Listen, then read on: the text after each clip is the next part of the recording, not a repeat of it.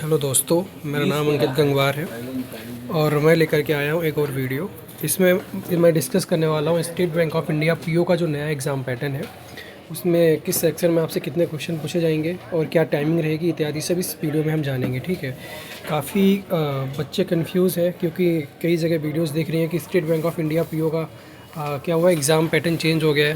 तो इस वजह से बच्चे काफ़ी परेशान हो रहे हैं, क्या सिलेबस भी चेंज हुआ है या केवल एग्ज़ाम पैटर्न चेंज हुआ है। तो इन सब दिक्कतों से कुछ परेशान हैं। उन्होंने मुझे कुछ ने क्या किए थे, मैसेज किए थे इंस्टाग्राम पे, किस जो मेरे साथ जुड़े हुए हैं व्हाट्सएप पे, उन्होंने मुझे मैसेज किए थे। तो मैंने सोचा कि एक वीडियो बना देते हैं, इसमें हम एग्ज़ाम पैटर्न पर डिस्कस कर लेंगे। तो एक छोटी सी वीडियो आप लोगों के लिए लेके आया हूँ मैं। अगर पसंद आती है वीडियो तो लाइक करें और अपने दोस्तों के साथ शेयर करें। अगर आप पहली बार चैनल पे आए हैं तो सब्सक्राइब करना ना भूलें। ठीक है। तो सबसे पहले हम देख लेते हैं। देखो, state bank of India PO का कुछ ऊपर का जानकारी ले लेते हैं। देखो, जब हमारे पास एप्लीकेशन शुरू हुआ था 27 दिसंबर से शुरू हुआ था, और अगर हम बात करते हैं इसके लास्ट डेट की, तो मेरे भाई 16 जनवरी तक लास्ट डेट है। मैंने यहाँ पे गलती से 17 लिख दिया है, उसके लिए माफ़ी चाहता हूँ। ठीक है। 16 जनवरी तक आप आवेदन कर सकते हैं। अगर आपने आवेदन नहीं किया है तो आप आवेदन कर लीजिए। काफ़ी बढ़िया 600 वैकेंसी कुछ निकली हुई है, हो सकता है बाद में वैकेंसी बढ़े भी। ठीक है। अगर हम बात करते हैं इसके फेज़ एग्ज़ाम मतलब सिलेक्शन के प्रोसीजर की, तो मेरे दोस्त, अगर आपने इससे पहले स्टेट बैंक ऑफ इंडिया के एग्ज़ाम दिए हुए हैं या आप बैंकिंग की प्रिपरेशन करते हैं तो आपको पता होगा ऑफिसर लेवल के जो एग्ज़ाम होते हैं मोस्टली क्या होते हैं, 3 फेजेस में होते हैं। इसमें हमारा पहला प्री का फेज़ होता है जिसे फ़ेज़ 1 बोलते हैं, फिर फ़ेज़ 2 आता है जो कि मेंस का होता है, और उसके बाद फ़ेज़ 3 आती है जिसको हम क्या बोलते हैं, इंटरव्यू बोलते हैं। ठीक है। इसमें जो पहला वाला फ़ेज़ होता है क्वालिफाइंग होता है, यानी कि इसमें आपको क्या करना होता है मेरे दोस्त, केवल एक कट ऑफ पार करनी होती है। इसके बाद आप मेंस का एग्ज़ाम देते हैं। मेंस के एग्ज़ाम में क्या होता है, उसका भी पैटर्न हम यहाँ पर देखेंगे जो state bank of India PO का है। बाकी मेंस के एग्ज़ाम में मेरे दोस्त क्या होता है, आपको एक जो मिनिमम कट ऑफ है वो तो पार करनी होती है। उसके अलावा आपका जो स्कोर, क्योंकि मेंस का स्कोर क्या होता है, आपको फाइनल स्कोर डिसाइड करता है, आपका सिलेक्शन डिसाइड करता है। तो यहाँ पर हमारा क्या होता है, बेहतरीन प्रदर्शन करना होता है, इसलिए हमारा मेंस का एग्ज़ाम भी बोलते हैं। इसी तरह से हमारा इंटरव्यू होता है, इसका मार्क्स भी क्या होता है, आपके फाइनल स्कोर में जुड़ता है, जो कि आपके सिलेक्शन को क्या करेगा, निर्धारित करेगा। तो ये दोनों ही क्या हो जाते हैं, काफ़ी मतलब महत्वपूर्ण फेज़ होते हैं, फ़ेज़ 2 और फ़ेज़ 3। लेकिन फ़ेज़ 1 कम महत्वपूर्ण नहीं है, भले ही उसके मार्क्स आपके फाइनल स्कोर में ना जुड़ते हों, लेकिन फ़ेज़ 2 में और 3 में ले जाने के लिए बहुत ज़्यादा ज़रूरी हमारा सबसे जो इम्पॉर्टेंट पार्ट होता है वो फ़ेज़ 1 होता है। जब तक आप फ़ेज़ 1 क्लियर नहीं करेंगे आप आगे नहीं बढ़ पाएंगे। ठीक है। तो फटाफट देख लेते हैं, अब हम इसको बंद करते हैं। ठीक है। तो यहाँ तक आई थिंक आपको समझ में आया होगा। तो अगर हम बात करते हैं फ़ेज़ 1 की, तो मेरे दोस्त फ़ेज़ 1 में यहाँ पे क्या होने वाला है, जो आपको ऑनलाइन जो प्री का एग्ज़ाम होने वाला है वो 8 मार्च और 15 मार्च को होने वाला है। डेट जारी कर दी गई है। State bank of India PO का जो प्री का फॉर्म है, पे जो एग्ज़ाम है 8 मार्च और 15 मार्च को होगा। और प्री के एग्ज़ाम में 3 सेक्शन आएंगे, हर सेक्शन में आपको 20 मिनट का टाइम मिलेगा। मेरे दोस्त, कितने सेक्शन है, 3 सेक्शन है, और एक सेक्शन में आपको 20 मिनट का टाइम मिलेगा, यानी कि टोटल टाइम 1 घंटे का आपका पेपर है। और सेक्शन कौन कौन से होते हैं, एक इंग्लिश का होता है, क्वांट का होता है और रीजनिंग का होता है। अब वहाँ पे बोलेंगे तो हर एग्ज़ाम में होता है, यही 3 सेक्शन आते हैं। तो चेंज क्या हुआ है मेरे दोस्त, अगर हम बात करते हैं चेंजेस की, तो अभी मैं आपको बताता हूँ। जो चेंज हुआ है वो नंबर ऑफ़ क्वेश्चन में हुआ है मेरे दोस्त। क्या, ठीक है, जो चेंज हुआ है वो हुआ है नंबर ऑफ़ क्वेश्चन में। और क्या क्वेश्चन में चेंज हुआ है वो फटाफट देख लेते हैं। पहले क्या हुआ करता था मेरे भाई, इंग्लिश का जो सेक्शन हुआ करता था इसमें 30 क्वेश्चन आते थे, लेकिन अब इंग्लिश के सेक्शन में कितने क्वेश्चन आने वाले हैं, 40 क्वेश्चन आने वाले हैं। और वहीं क्वांट और रीजनिंग की बात करें तो दोनों ही में क्या होते थे, 35-35 क्वेश्चन आया करते थे, लेकिन अब उन दोनों के 5-5 क्वेश्चन कम हो गए, यानी कि अब 30-30 क्वेश्चन आएंगे। लेकिन अगर हम बात करते हैं सेक्शनल टाइमिंग की, तो वो अभी भी 20-20 मिनट का ही सेक्शनल टाइमिंग दिया हुआ है। बाकी number of questions quant and reasoning में क्या हुए मेरे दोस्त, कम हुए हैं। ठीक है। इंग्लिश में 5 क्वेश्चन और 10 क्वेश्चन ज़्यादा हो गए हैं पहले से। टोटल मार्क्स की बात करें तो 100, और अगर हम नेगेटिव मार्किंग की बात करें तो वही सेम है, हमारा 1/4 क्या रहेगा, अगर 1 नंबर का क्वेश्चन है तो 0.25 आपका क्या हो जाएगा मेरे दोस्त, डिडक्ट हो जाएगा। ठीक है। लेकिन अगर हम बात करते हैं प्री में, क्या कोई सेक्शनल कट ऑफ होती है, क्योंकि अभी तक आपने जो एग्ज़ाम दिए होंगे, आरआरबी का एग्ज़ाम हुआ चाहे आईबीपीएस का एग्ज़ाम हुआ, सभी में क्या होती है, सेक्शनल कट ऑफ होती है। लेकिन state bank of India PO में क्या होती है, कोई भी सेक्शनल कट ऑफ नहीं होती मेरे दोस्त। ठीक है। ये प्री के लिए है। अभी हम आगे बढ़ते हैं फटाफट। तो आई होप आपको समझ में आया होगा कि आपका प्री का क्या एग्ज़ाम पैटर्न रहने वाला है। ठीक है। तो प्री में आपको क्या करना होगा मेरे दोस्त, आपको इंग्लिश के 40 क्वेश्चन मिलने वाले हैं, क्वांट के 30 मिलने वाले, और रीजनिंग के 30 क्वेश्चन मिलेंगे। टोटल अगर हम टाइमिंग की बात करें तो 20 मिनट रहेगा, ठीक है। लास्ट ईयर की शायद जो इसकी कट ऑफ थी मुझे एग्जैक्ट नहीं याद है, लेकिन 60 नंबर के आसपास यानी कि 60 नंबर के आसपास इसकी कट ऑफ रही थी जनरल कैटेगरी में। तो इस बार हम मान के चल सकते हैं कि इसका जो कट ऑफ रहेगा वो 62 या 63 के आसपास रहेगा, लगभग वो अप्रॉक्स इतना ही रहने वाला है। बाकी कुछ कह नहीं सकते क्योंकि हमारा जो कट ऑफ होता है वो एक से ज़्यादा फैक्टर्स पर डिपेंड करता है। नंबर ऑफ़ वैकेंसीज़ पे करता है, एग्ज़ाम का लेवल कैसा है, इन सब पे करता है, ठीक है। अब हम आगे बढ़ते हैं, आगे देखते हैं फटाफट आगे क्या रहता है इसमें। अगर हम बात करते हैं मेरे दोस्त SBI PO में आने वाले हमारे मेंस के एग्ज़ाम पैटर्न की, तो इसमें जो आपको मेंस का एग्ज़ाम पैटर्न मेरे दोस्त रहने वाला है, एक मिनट, ठीक है। तो हमारा जो मेंस का एग्ज़ाम पैटर्न रहता है इसमें आपके पास क्या रहता है मेरे भाई, टोटल 2 पार्ट्स में आपका मेंस का एग्ज़ाम आता है। एक पार्ट होता है हमारा ऑब्जेक्टिव टेस्ट, दूसरा होता है डिस्क्रिप्टिव यानी कि जिसमें हम क्या करते हैं कंप्यूटर पे टाइप करते हैं। जो ऑब्जेक्टिव वाला होता है इसमें आपके पास 5 ऑप्शन दिए जाते हैं क्वेश्चन के साथ में, उनमें से एक आंसर आपको क्या करना होता है, सही मार्क करना होता है, ठीक है। अगर हम बात करते हैं मेरे भाई SBI PO मेंस के एग्ज़ाम पैटर्न की, ये थोड़ा कॉम्प्लिकेटेड भी होता है। इसमें होता क्या है आपका, जैसे प्री में क्या था, हर क्वेश्चन हर सेक्शन में 1 नंबर का एक क्वेश्चन था, लेकिन यहाँ पर क्या होता है, क्वेश्चन का जो नंबर ऑफ क्वेश्चन है वो हर सेक्शन में अलग अलग हैं, उनके टोटल मार्क्स अलग अलग हैं, उनका जो वेटेज है यानी कि हर क्वेश्चन के साथ आपको कितना मार्क कितना नंबर आपको ऑफर होने वाला है वो सब अलग अलग रहता है। लेकिन सबसे पहले हम ऊपर का देख लेते हैं। देखो ऑब्जेक्टिव टेस्ट में टोटल आपके 4 पार्ट होंगे यानी कि 4 सेक्शन में आपका होने वाला है, और टोटल नंबर ऑफ़ क्वेश्चन चारों सेक्शन का मिला के 170 रहेगा, और जो टोटल मार्क्स रहेंगे वो 200 रहेंगे, ठीक है। अगर हम बात करते हैं डिस्क्रिप्टिव टेस्ट की, तो टोटल नंबर ऑफ़ इसके मार्क्स कितने रहेंगे, 50 रहेंगे। यानी कि अगर मैं मेंस की बात करूं तो मेरे भाई आपका जो मेंस होने वाला है वो टोटल 250 नंबर का आपका मेंस यहाँ पे होने वाला है, ठीक है। अब हम बात कर लेते हैं मेरे भाई हर सेक्शन में क्या क्या होने वाला है, ठीक है। यानी कि SBI PO मेंस का जो ऑब्जेक्टिव का एग्ज़ाम पैटर्न है वो क्या रहेगा, क्योंकि इसमें भी क्या देखा गया, एक बहुत बड़ा बदलाव हुआ है, और कितना बड़ा बदलाव है वो अभी आप इसकी महत्ता समझ जाएंगे जब आप एग्ज़ाम में बैठे होंगे या जब आप इसकी प्रिपरेशन कर रहे होंगे, तब आप इसको समझेंगे, ठीक है।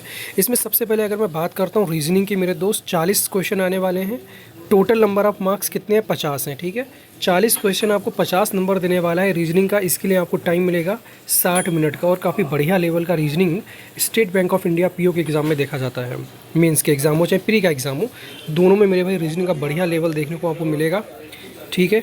वहीं अगर हम बात करते हैं क्वांट और DI वाले सेक्शन की, यानी कि जिसको डाटा इंटरप्रिटेशन भी बोल देते हैं, बोला जाता है क्योंकि हमारा जो नोटिफिकेशन है उसमें DI के नाम से ही वो मेंशन भी किया गया है, क्वांट उसमें मेंशन नहीं है। उसके 30 क्वेश्चन रहने वाले हैं। इसमें आपका DI ज़्यादा रहेगा, इसमें अर्थमेटिक रहेगा आपका, और कुछ एक स्पीड मैथ के भी क्वेश्चन यहाँ पर देखे जाते हैं, लेकिन बहुत बढ़िया लेवल के 30 क्वेश्चन रहने वाले हैं। और आपको अगर नंबर की बात करें तो मेरे भाई ये जो 30 क्वेश्चन है वो 60 नंबर ऑफ़र करने वाले हैं। यानी कि आपका एक जो क्वेश्चन होगा वो आपको मेरे भाई कितना नंबर दे के जाएगा, 2 नंबर दे करके जाने वाला है। तो क्वांट का एकदम क्या बोलते हैं, बहुत ज़्यादा महत्ता इस एग्ज़ाम में होने वाली है, ठीक है, क्वांट वाले सेक्शन की। और इसके लिए टाइम आपको मिलेगा 30 क्वेश्चंस के लिए 45 मिनट। आप टाइम और नंबर का हिसाब लगा के देख सकते हैं कि किस लेवल के बढ़िया क्वेश्चन आपको state bank of India PO देने वाला है, ठीक है, मेंस के एग्ज़ाम में। और अगर आप पहली बार एग्ज़ाम दे रहे हैं तो आपको इस बात का अंदाज़ा प्री का एग्ज़ाम देते ही लग जाएगा कि state bank of India PO किस तरीके का क्वांट अपने एग्ज़ाम में रखता है मेरे दोस्त, ठीक है। वहीं अगर हम बात करते हैं इंग्लिश की, तो इंग्लिश में इस बार क्या होने वाला है मेरे दोस्त, अब इन्होंने क्या किया, प्री में इंग्लिश का वेटेज बढ़ा दिया। अगर आप प्री को क्वालिफाई करना चाहते हैं तो आपके लिए इंग्लिश इन्होंने महत्वपूर्ण कर दिया, क्योंकि वहाँ पे 40 क्वेश्चन जो रख दिए हैं वो इंग्लिश के रख दिए हैं। और मानो या ना मानो मेरे दोस्त, लेकिन इंग्लिश प्री के एग्ज़ाम को निकालने में इस बार बहुत इंपॉर्टेंट रोल प्ले करने वाला है, क्योंकि अगर रीजनिंग और क्वांट का लेवल इन्होंने चेंज नहीं किया तो मेरे भाई 25 से ऊपर क्वेश्चन है, 22 से ऊपर क्वेश्चन मैथ के क्वेश्चन सेक्शन में कोई भी निकाल नहीं पाता है। वहीं अगर हम बात करते हैं रीजनिंग की, तो मैक्सिमम बहुत बढ़िया, बहुत ही ज़्यादा एकदम क्या बोलते हैं, अच्छा बंदा अगर होता है कोई, तब भी वो 28 नंबर तक ही पहुंच पाता है, 28 क्वेश्चन तक। State bank of India PO की बात कर रहा हूँ मैं मेरे भाई, ठीक है। तो उससे कोई ज़्यादा खास फ़र्क नहीं पड़ेगा, क्योंकि टाइम वही 20 मिनट का रखा हुआ है। क्वेश्चंस केवल 30-30 कर दिए गए हैं, जो कि एक्स्ट्रा क्वेश्चन हुआ भी करते थे पहले, क्योंकि उन्हें कोई सॉल्व कर नहीं पाता था, ठीक है।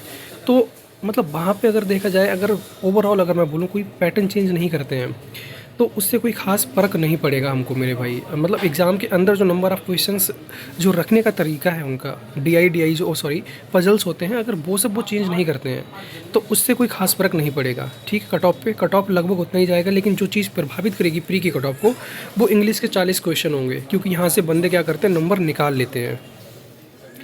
वहीं अगर हम बात करते हैं मेरे भाई, अब हम आ जाते हैं मेंस वाले पार्ट पे। मेंस में क्या किया इन्होंने, इंग्लिश के 40 क्वेश्चंस तो हैं, लेकिन हर क्वेश्चन में क्या कर दिया मेरे भाई, 20 नंबर का कर दिया है। यानी कि आधे नंबर का एक क्वेश्चन आपका रहने वाला है, लेकिन आपको जो टाइम मिलेगा वो 40 मिनट ही मिलेगा। ठीक है, अब इसके बाद जो एक इम्पॉर्टेंट चेंज देखने को मिला है वो जनरल अवेयरनेस वाले पोर्शन में मिला है मेरे भाई। ठीक है, जनरल अवेयरनेस में इन्होंने क्या कर दिया है, 60 क्वेश्चन कर दिए हैं। और कितने नंबर के मेरे दोस्त, 60 नंबर के, यानी कि 1 नंबर का एक क्वेश्चन रहेगा। आपको 45 मिनट का टाइम तो भरपूर दे दिया है। लेकिन जनरल अवेयरनेस मेरे भाई स्टेट बैंक ऑफ इंडिया काफ़ी बढ़िया लेवल का पूछता है, काफ़ी बढ़िया लेवल का यहाँ पे क्या रहता है आपसे जनरल अवेयरनेस की मतलब रखेगा ये। और 60 नंबर है, काफ़ी बड़ा पोर्शन इसने रख दिया है मेरे दोस्त इसमें, तो बहुत ज़्यादा क्या करेगा, कट ऑफ को प्रभावित करने वाला है दोस्त। ठीक है, तो अगर आप अभी से मेंस की तैयारी में, अगर आप अभी मतलब state bank of India PO को सीरियस लेते हैं, तो मेरे दोस्त मान के चलिए आपको मेंस की तैयारी अभी से करनी पड़ेगी। आप प्री की तैयारी कर रहे हैं, अच्छी बात है, लेकिन उसके साथ में आपको मेंस का एटलीस्ट जनरल अवेयरनेस वाला पोर्शन जो है वो अभी से तैयार करके रखना पड़ेगा। हर रोज़ मेरे भाई 1 घंटा निकालिए, 1.5 घंटा निकालिए, डेली करंट अफेयर पढ़िए, सेक्शनल उनको क्या बोलते हैं, डे वाइज पढ़िए, वीकली पढ़िए। आज से पढ़ना शुरू कर दीजिए, जनवरी से पढ़ना शुरू कर दीजिए। मान के चलिए जनवरी, फरवरी, मार्च, क्योंकि अप्रैल में मेंस होने को है, तो जनवरी, फरवरी, मार्च का तो बहुत ज़्यादा इंपॉर्टेंट रोल रहने वाला है।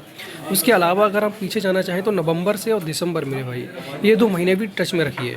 इतना तो मेरे भाई मेरा मानना है कि state bank of India PO के मेंस में रहेगा ही रहेगा। ठीक है, अब हम आगे बढ़ते हैं। तो अब आई होप आपको यहाँ तक सारा समझ में आ गया होगा। ठीक है मेरे भाई, अगर हम आगे बढ़ते हैं और बात करते हैं डिस्क्रिप्टिव टेस्ट की, तो मेरे भाई डिस्क्रिप्टिव जो है टोटल 50 नंबर का रहने वाला है। 30 मिनट का आपको टाइम मिलेगा। इसमें प्रिसाइज आ सकता है, ऐसे लेटर राइटिंग हो सकता है। ठीक है, वहीं अगर हम बात करते हैं मेरे भाई, अब हम फाइनल यहाँ पे क्या कर लेते हैं, एक समरी देख लेते हैं। हमारे पास टोटल जो मेंस का एग्ज़ाम रहने वाला है वो 250 नंबर का रहने वाला है। 200 का आपका ऑब्जेक्टिव रहेगा, 50 नंबर का आपका डिस्क्रिप्टिव रहेगा। आपको टोटल टाइम मिलेगा 3 घंटे और 30 मिनट का। ये केवल वो है जिसमें आप एग्ज़ाम को करेंगे। एग्ज़ाम से पहले जो फॉर्मेलिटीज़ होती हैं उन सब का टाइम इसमें ऐड नहीं है। केवल मेन आपका जो जिसमें आप क्वेश्चन पेपर सॉल्व कर रहे होंगे वो टाइम है।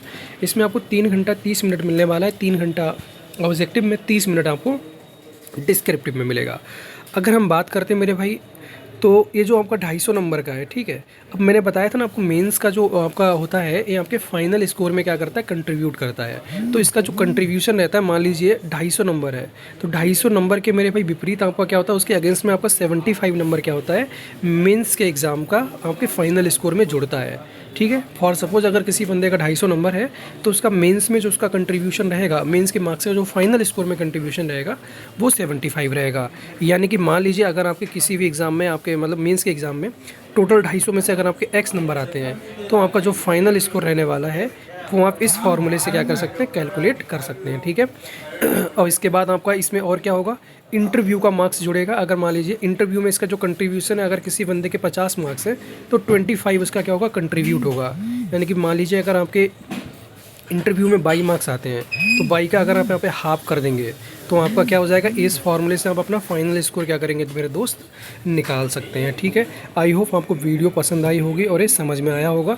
तो मेरे भाई अगर आपको ये वीडियो पसंद आई है तो मेरे दोस्त इसको क्या करें मेरे भाई, मैं हाईलाइट कर देता हूँ, लाइन मार देता हूँ, वीडियो को लाइक कर दें, शेयर कर दें और अपने और क्या बोलते हैं मेरे भाई, इस अगर चैनल पे नए थे तो सब्सक्राइब करें। अगर आप पहले से 1-2 बार इस चैनल पे रहे, आपने इससे पहले मेरी 1-2 वीडियोस देखी हैं, तो भाई अपने दोस्तों के साथ शेयर करना ना भूलें और उनको भी कहें सब्सक्राइब करें। मैं इसी तरीके की काम की वीडियोस आपके लिए क्या करता हूँ मेरे भाई, इस चैनल पे अपलोड करता हूँ। बाकी धन्यवाद मेरे भाई, मिलते हैं बहुत जल्द एक नई वीडियो के साथ में। अगर आपको किसी भी प्रकार की कोई समस्या है तो आप मुझको यहाँ पर कमेंट बॉक्स में डाल दें, मैं आपकी समस्या का समाधान करने की कोशिश करूँगा। मिलते हैं मेरे भाई बहुत जल्द एक नई वीडियो में। धन्यवाद।